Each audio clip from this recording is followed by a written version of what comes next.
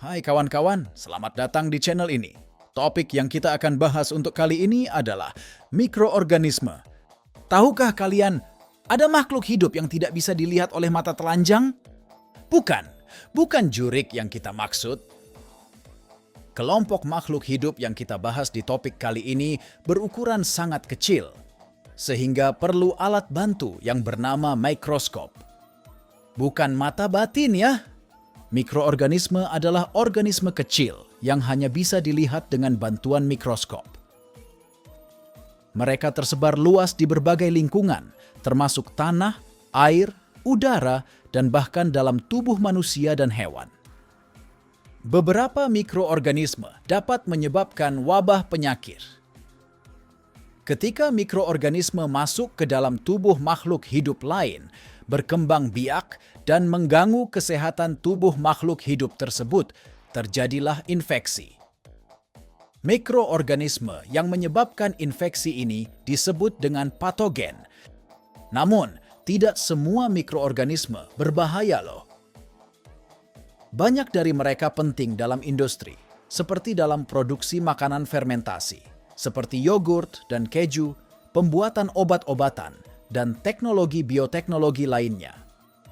Mikroorganisme juga memiliki peran penting dalam menjaga keseimbangan ekosistem, seperti dalam daur ulang bahan organik, pembusukan, dan pembentukan nutrisi. Ada dua kerajaan makhluk hidup yang dominan dengan keanekaragaman mikroorganisme, yaitu Monera dan Protista.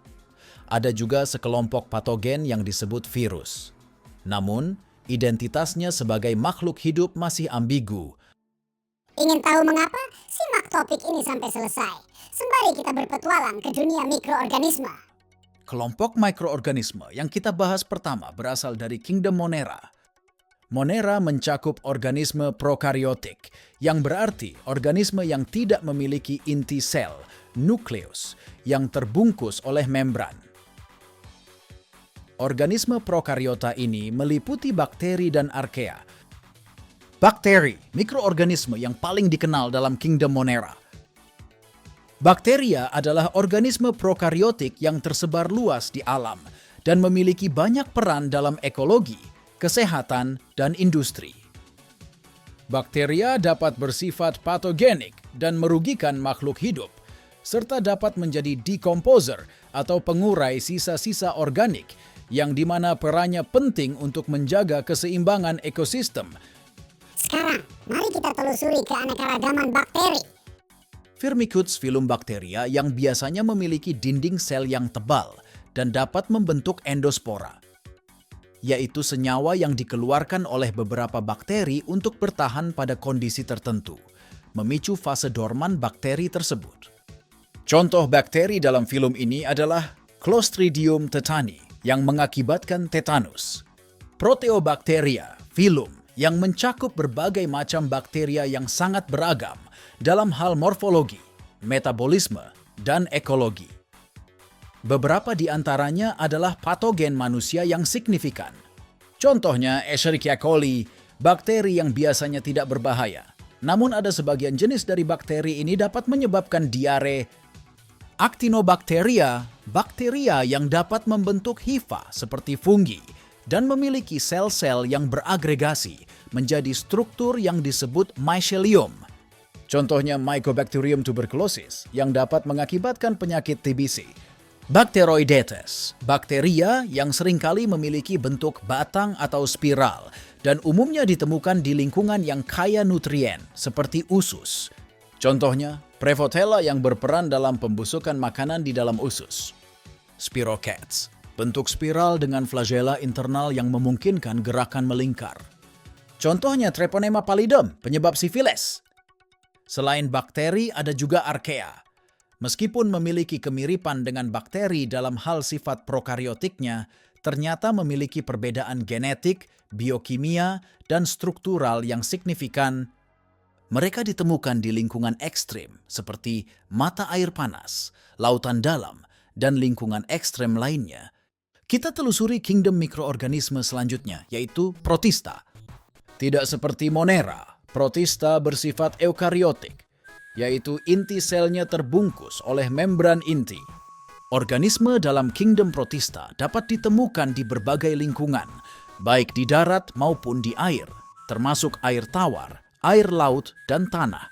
Protista memiliki peran penting dalam ekosistem, baik sebagai produsen primer, konsumen, atau decomposer, dan banyak yang menjadi makanan bagi organisme lain. Sebagian besar protista merupakan organisme uniseluler, tetapi ada juga yang bersel banyak dan membentuk koloni atau filamen. Ada dua golongan protista, protista yang menyerupai hewan atau protozoa dan protista yang menyerupai tumbuhan atau alga. Yuk kita intip keanekaragaman protista, mulai dari protozoa. Beberapa protozoa bersifat heterotrof, yang berarti mereka memperoleh makanan mereka dengan cara mengkonsumsi organisme lain, baik itu bakteri, alga, atau bahkan organisme yang lebih besar. Namun juga ada yang autotrof, yaitu membuat makanannya sendiri, misalnya Euglena viridis. Protozoa memiliki berbagai macam bentuk dan gaya hidup, termasuk yang bergerak menggunakan bulu cambuk, flagela, bulu getar, cilia, atau bergerak dengan cara merangkak, pseudopodia. Berikut ini kita akan berkenalan dengan aneka protozoa yang dikelompokkan berdasarkan alat geraknya. Yang pertama, Rhizopoda. Anggota kelas ini memiliki alat gerak berupa pseudopodia, kaki palsu, yaitu ekstensi sitoplasma yang dapat ditarik dan didorong untuk memindahkan sel. Contoh dari kelas ini adalah ameba, yang bergerak dengan mengubah bentuk tubuhnya melalui pergerakan pseudopodia. Lanjut ke ciliata. Protozoa dalam kelas ini memiliki alat gerak berupa silia, yaitu rambut-rambut kecil yang menonjol dari permukaan sel dan digunakan untuk bergerak dan untuk memperoleh makanan. Contoh dari kelas ini adalah Paramecium yang memiliki banyak silia di permukaan selnya dan digunakan untuk pergerakan serta memompa makanan ke dalam sel. Selanjutnya, Flagellata. Protozoa dalam kelas ini memiliki alat gerak berupa flagela, yaitu struktur berbentuk cambuk yang digunakan untuk berenang atau bergerak. Contoh dari kelas ini adalah Euglena viridis yang dapat melakukan fotosintesis, sehingga beberapa pihak mengklasifikasikannya sebagai alga. Kelas protozoa terakhir yang kita akan bahas adalah sporozoa. Tidak seperti kelas protozoa lainnya, kelas ini memiliki anggota yang umumnya tidak memiliki alat gerak yang jelas. Mereka biasanya parasit intraselular dan bergantung pada inang untuk transportasi. Contoh dari kelas ini adalah Plasmodium, yang menyebabkan malaria pada manusia. Plasmodium menggunakan nyamuk Anopheles sebagai vektor untuk berpindah dari satu inang ke inang lainnya. Setelah bahas protozoa, kita lanjut ke alga. Alga adalah organisme bersel satu atau bersel banyak yang umumnya hidup di lingkungan air, baik air tawar maupun air laut. Alga dapat berupa organisme uniseluler yang mikroskopis, hingga organisme multiseluler yang cukup besar, seperti rumput laut. Alga berperan penting dalam ekosistem karena mereka menjadi sumber makanan bagi berbagai organisme, mulai dari hewan kecil hingga mamalia besar. Dalam sudut pandang ekologi, alga berperan dalam produksi oksigen di atmosfer bumi melalui proses fotosintesis, yang menjadikannya sangat penting untuk keseimbangan ekosistem global. Alga juga memiliki peran penting dalam bidang industri, termasuk produksi makanan, bahan bakar, dan produk kimia lainnya. Namun, alga juga dapat merugikan ekosistem loh. Nutrisi seperti fosfat dan nitrogen yang dihasilkan oleh limbah pabrik dapat memicu kondisi yang disebut eutrofikasi.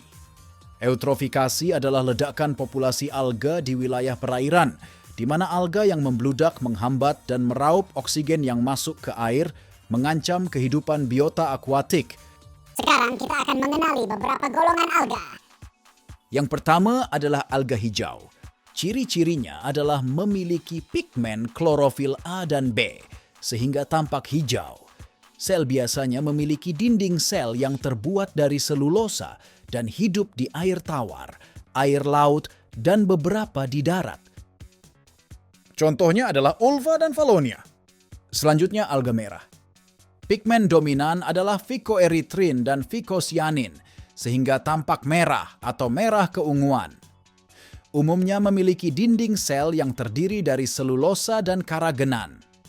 Hidupnya di lingkungan air laut, biasanya di lingkungan dengan sedimen batuan atau karang. Contohnya adalah Gigartina dan Gracilaria. Lanjut ke alga cokelat. Ciri-cirinya adalah pigmen yang dominan adalah fuksosantin yang memberikan warna coklat. Sel-sel memiliki dinding sel yang kaya akan selulosa dan alginat.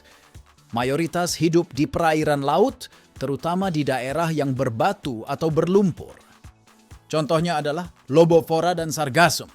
Dan terakhir adalah alga emas. Biasanya memiliki pigmen klorofil A, C, dan fuksosantin, memberikan warna keemasan atau kekuningan. Hidup di air tawar dan air laut, banyak ditemukan di perairan yang kaya nutrisi. Contohnya adalah diatom.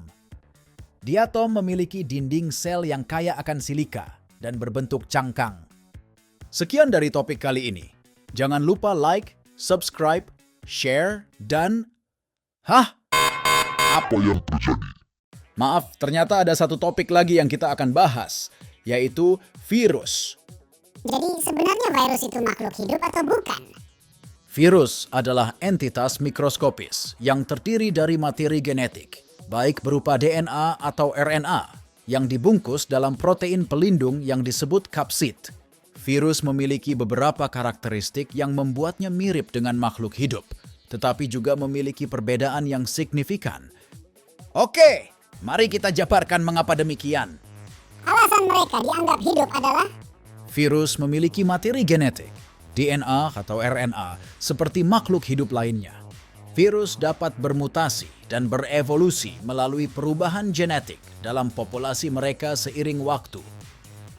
Contohnya, coronavirus yang menghasilkan beberapa varian, seperti varian Delta dan varian Omicron. Virus dapat berkembang biak dengan cara membajak alat replikasi sel inang dengan materi genetiknya sendiri. Alhasil, sel inang beralih fungsi menjadi alat replikasi virus tersebut. sementara hal yang membedakan virus dengan makhluk hidup adalah Makhluk hidup umumnya terdiri dari satu atau lebih sel. Namun, virus bukanlah sel, melainkan entitas genetik yang terbungkus oleh protein. Mereka tidak memiliki struktur seluler seperti organel sel. Virus tidak dapat melakukan metabolisme sendiri. Mereka memerlukan sel inang untuk mereplikasi dan memproduksi komponen-komponen baru. Dan, karena virus bukanlah sel, virus dapat dikristalkan, lalu aktif kembali. Sementara sel hidup akan malfungsi jika dikristalkan. Karena ketergantungannya dengan makhluk hidup, virus identik dengan penyakit. Berikut adalah contoh-contoh penyakit yang disebabkan oleh virus. Influenza, penyakit virus yang paling umum. Gejala utamanya adalah demam dan pilek. Cacar dan campak, penyakit yang sangat menular, dengan ciri khas ruam dan bintik merah di sekujur tubuh. Hepatitis, penyakit peradangan pada hati. Ada beberapa jenis virus hepatitis, seperti hepatitis A, B, C, D, dan E. DBD, atau demam berdarah dengue. Penyakit virus yang ditularkan melalui gigitan nyamuk Aedes. Ciri khas penyakit ini adalah gejalanya dapat hilang dengan sendirinya. Namun waspadalah, karena fase ini justru adalah fase kritis. COVID-19, penyakit yang disebabkan oleh coronavirus, yang terkenal karena mengakibatkan pandemi di seluruh dunia pada awal 2020-an.